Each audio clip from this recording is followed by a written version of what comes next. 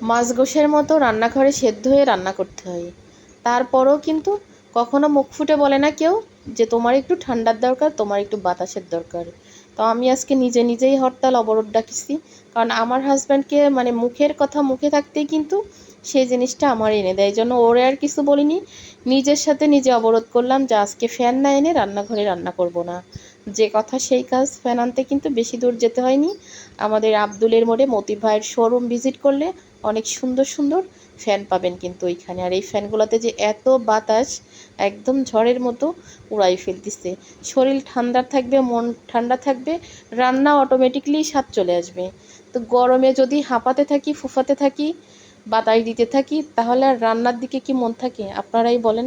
তো প্রত্যেকটা আপুরে বলি যে কোরবানির 2 দিন আছে, এই 2 দিনে বলবেন যে ফ্যান এনে দিলে সুন্দর রান্না করে খাওয়াবো। ফ্যান না আনলে রান্নাঘরে চুলা চলবে না। তাহলে ঠিকই ফ্যান এনে দিবে। আর এই গরমে রান্নাঘরে ঢোকার কথা মনে পড়লেই কিন্তু কান্না চলে আসতেছে, কারণ সারাদিন একটা মহিলা মানুষের কাজই কিন্তু রান্না করে। আর অত গরমে কিভাবে দাঁড়াই আর কিভাবে রান্না করে। তো আজকে আমি অনেক সুন্দর একটা ফ্যান নিয়ে আসলাম।